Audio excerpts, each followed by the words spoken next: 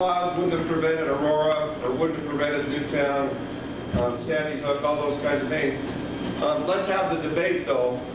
That was the piece he failed to do. I never saw him come have the debate with the people of Colorado, ever. Never was any travel going on around the four corners of this state. There's, I can tell, he didn't get 50 foot from the Capitol. And, well, he did come here, and he totally misrepresented the meeting he had with the people who met with him, and made a fool of himself, made a fool of our positions and what we had said to him, and then pretends like we supported him. I don't know that he's been here since he said that. No. Yeah, so that's really kind of where we're at.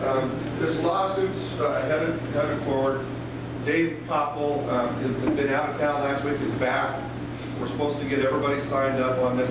And it'll please you to know, I mean, most of you have seen the resolution by the Board of County Commissioners, which we supported. They actually are even really interested in becoming part of this as well. And that pleases me a lot. You know, that if so, they might be the first Board of County Commissioners to be plaintiffs in this lawsuit as well. And if Koppel, you know, agrees to let them in, I think that would be a great big thing for Mesa County. Could we add all of ourselves as plaintiffs to that lawsuit? Because we're all injured by it. Yeah, I don't know. That might be something for the Independence Institute to ask. You know, I think they really want the sheriffs. They see the credibility of the sheriffs. That's really how it started, David, and so that's really where we're at. You know, Steve Keene and I have had all kinds of conversations about this as well. I feel sorry for the guy. He has to listen to that stuff day in and day out there. It is really a difficult task right now because there's no doubt that there has just been laying in wait. You know, this seed under the soil, waiting for an event to happen to get this kind of stuff run through. And we all know, if you examine Aurora, if you examine Sandy Hook, these are not the kind of laws that would have prevented any of those things. I will tell you, in my first paper originally, too, I talked about one of the things that I think is, we should be spending time talking about people that fall through the cracks with mental illness and that kind of stuff. I had the perfect example in the last 2 days. We had a gentleman here in this community that traveled all the way from Boise, Idaho. To look at him, you'd think that he was as sane as ever, until you get to visit with him. And he was out in the west end of the valley, and he was knocking on people's doors. And I think it was more by luck than anything else. He was knocking on doors where there was only women home and asking if he could come in and take a shower. And he is really bizarre, you know. And he had, in his car, he had a 10mm Glock and a crossbow. And he wasn't making any real threats with that, but you could just tell there was something, you know, different. He then admitted to us that he was bipolar and paranoid schizophrenic as a diagnosis. And, you know, we gathered this person up and we took them to Colorado West Mental Health. The guy was out the door before we left. Now, I also sit on the board of Colorado West Mental Health for these very reasons, to try to figure out how to plug these holes. And one of the problems with the current law is that people like that can fall through the cracks because you have to articulate with a really good due process that they actually are a danger to themselves or a danger to others. This guy made no statements like that. All he did was knock and ask if he could go in, you know, and take a shower, which... Nothing normal about that. Yeah, nothing normal, but this articulation of danger might be another thing. And I'm good colleagues with the people that run Colorado West, and I think they do a great job. But there is a new piece of legislation that will try to help, that kind of bridges that gap between a danger to themselves and others, and then, you know, somebody who's just acting bizarre. And it takes due process, and there absolutely should be due process, because you don't want to just have the power to randomly grab people and put them away and all that kind of stuff.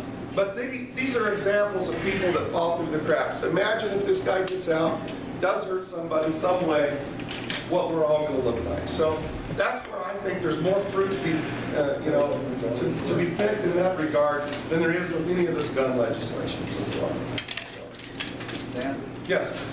Remember back in '86 when Patrick Purdy shot up that school in Stockton, California? Okay, I did a study, I'm a chiropractor, I did a study on 10 people, Corey Dan and Manette, Illinois, Eugene Thompson in Denver, Hinkley that shot Reagan, and there was 10 of them. Every single one of those people doing mass shootings have been on some type of mind-altering drug, from Prozac to Anafranil, Thorazine, combinations of all of those. So here we've got a lot of people, they've already cried out and said, hey, I'm a problem. shooting, and then look who they blame. It's us. That's crazy. Well, again, I'm preaching to the choir. I think we all see these kind of people falling through the cracks. You know, the Sandy Hook kid got guns from a legal owner. You know, at the rally that was had in Denver the other day when President Obama came to town, Terry Makita from El Paso County, you've probably seen him. He's been real strong on this issue. He did a really good example. He pulled out a 30-round magazine and a 15-round magazine and said, okay, tell me the difference. And unless you really knew what it was, you wouldn't know, you know, and that is one of the biggest problems we have right now. He used the example of the Waldo Canyon fire as a prime example of how stupid this law was. In today's current environment after July 1st, if you're fleeing the fire because your house is going to be evacuated and you know, give your guns to my neighbor and say, here, I need you to take these, my car's full or whatever, you have just done an illegal transfer. Do you think any of us want to do anything at all about that? And that's the conversation that I'm having with my deputies right now. I said it again, I'll say it again. My staff has no part of trying to make those kind of determinations. It makes no sense whatsoever. You know, that's just not what we want to be doing. David. Stan, I'd like to personally and publicly thank you for your stance that you took on the school safety issue and arming teachers and administration. That you were standing up to a lot of people on the other side of that who were very unfavorable to it, and your stance was the clearest, most concise, and most aligned with the public safety that everyone in the in that area is tasked with. Sure. And it was beautiful to see someone who would stand up and make I appreciate that.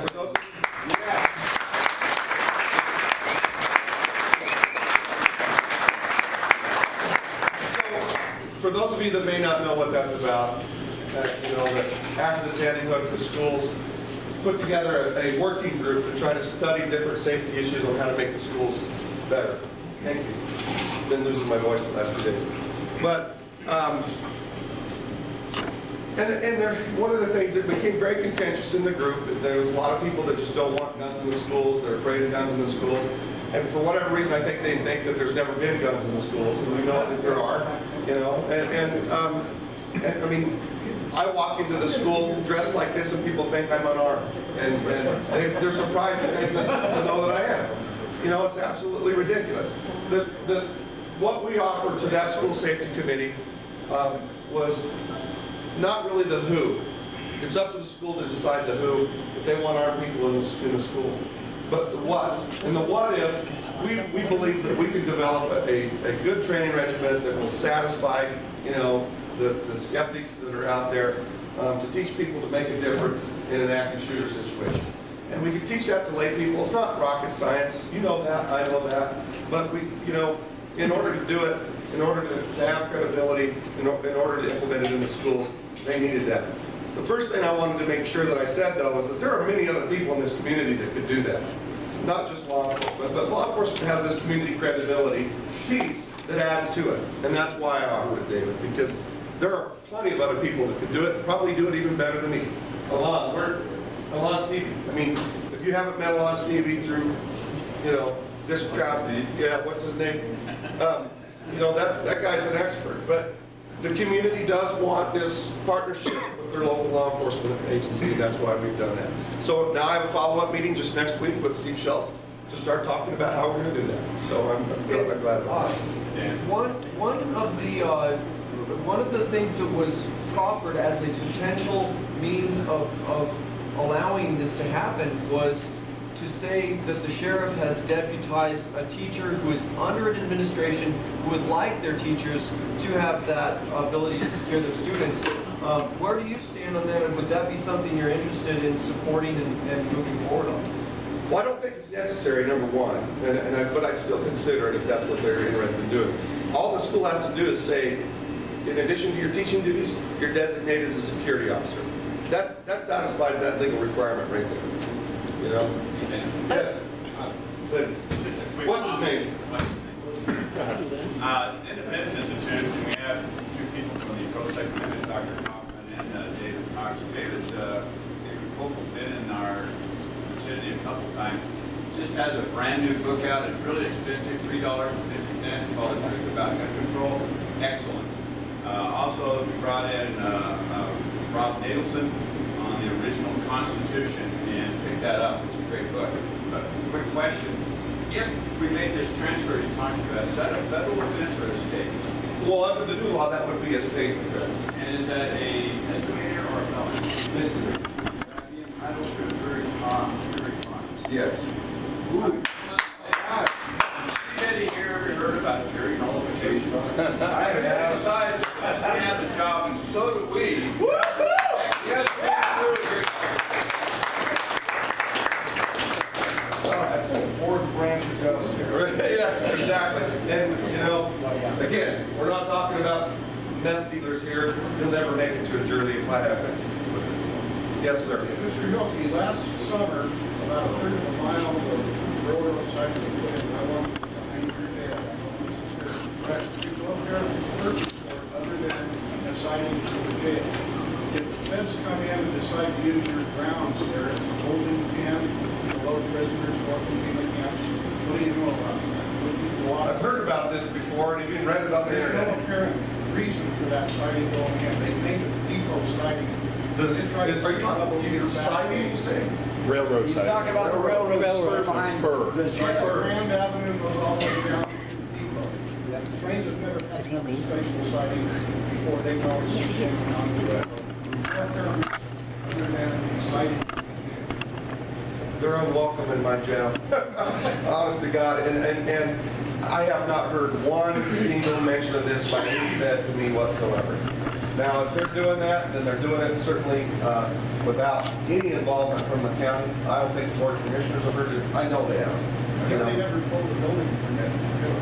Yeah. Railroad, that's what it was. Yeah, the railroad, it's a difficult piece to deal with, but I've had people come to the sheriff's office, a good friend of mine actually, who lives in Mesa, say, you know, we're here to see the spur that goes into the back of your jail. And I walked out there with him and said, please tell me where it is, because I don't know anything about it, you know, so. Tracks are just about at the street level there. They release the flood waters people right across the road, right in the road. Just, it ain't gonna happen on my watch, and I'm pretty confident you all are never gonna let another sheriff in that ever let it happen on their watch either, you know?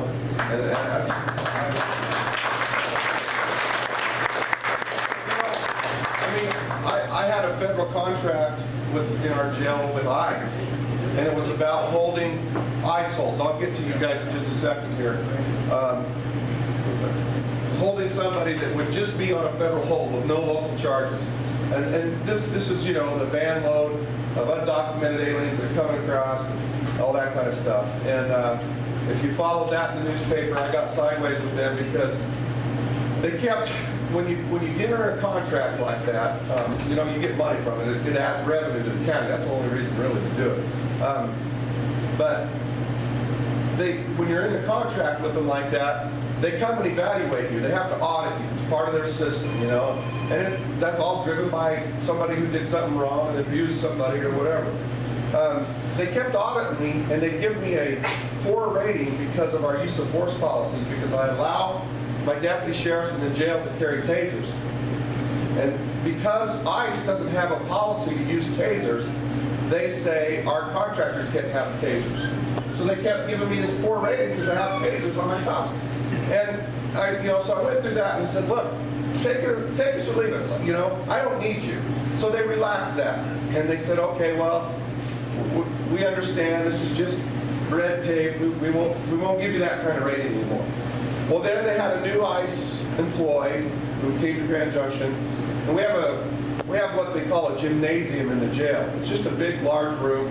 It actually has 2 fold-down basketball courts in it that we were using for training and, you know, exercise and that kind of stuff for us, not for the inmates. And we built that up to be a housing unit for these ICE holds. And somebody said, well, you know, they're housing these ICE holds in an area that's not a regular jail cell. And somebody in Washington threw a fit, and they said, you know, we got another deficient rating. Well, it probably pissed me off, and I called Denver, and then ended up calling Washington, and I said, come see me. please come see me and tell me what's wrong with my housing. So when they came, I had us walk back. I had a little table set up in the jail gym where these cots were, and because they thought we were abusing them and, you know, subjecting them to conditions that were terrible. Yeah. So we sat in there, and I said, so what are you guys here for? Well, we need to talk to you about where you're housing the people. And I said, well, look around, boys, because you're sitting right in the middle of it. And literally, their mouths dropped to the table, and they're like, we just wasted a lot of money to come see you, Sheriff. We're sorry. And, you know, but they never did correct my rating. And I said, I'm done. You know, either give me, you know, relieve me of your subjective ratings or leave. And they left. So, and I've been happy ever since. I have a question about the story that came out about the threat by the state to reduce the salary or eliminate the salary of sheriffs Sure. if they do not enforce the unlawful legislation that's been passed. And the question is, A, do we as a community need to begin raising money to say, here's a fund. If they cut off your funds, we're here with this fund to back you, number one. Number two, are you paid by the state or the county? And if you're paid by the county, which makes sense to me, how the heck can the state be coming out with threats to cut off your salary? I'll explain. So, it's been probably 10, 15 years ago. First of all, the salaries of elected officials in the state of Colorado are set by state law. So my salary is set by law, but all my employees are set by basically county personnel rules, and they're benchmarked against other areas so that we stay competitive in the market. If I don't stay competitive, I lose all my deputy sheriffs to the police department or, you know, to Denver or whatever. But my salary is set by state law. So, you guys know this better than I do. It's not very fun to pay elected officials more money, right? Nobody really wants to do that. And I think that though most of our disdain for that is for legislators, correct? You know, I have a hard time believing that you want to, you know, keep the sheriff down, but maybe you do, I don't know. But the point is so how do we make those salaries stay competitive? About 12, 15 years ago, the legislature created the Salary Commission, basically a committee of people from all over the state to study local elected salaries and to make recommendations to the legislature on what they should be. At the same time, there are 6 levels of counties in the state, from Class 1 to Class 6. Class 1 being the biggest with the most highest paid, Class 6 being the lowest. Mesa County is a Class 2. Even though we meet all the criteria to be a 1, we're still a Class 2 because it takes another piece of legislation to become a different class. All right? So that's the bureaucracy around how you get these suggestions. So what happens every year, or every 4 years, actually it's happened every year, is the commission does a study and they say, look, our elected officials are out of sync with their counterparts in the police department and judges and other members, you know, positions that are equal to sheriffs when they're compared to sheriffs, but they also compare clerks and recorders and treasurers and surveyors, all this kind of stuff. And we recommend, legislature, that you increase the salaries by 10% or by 2.5% is something more realistic. And every year, because it's a political thing, nobody really wants to step up and be the legislator that carries a bill that says, I'm increasing the salaries of elected officials. It's a really unpopular thing. So it falls back. The law also says that it can't be implemented. The law can be changed in a 4-year term, but it can't go into effect until the new election. So you have to wait every 4 years to do this. I'm giving you all this background so that you understand how this came into this argument.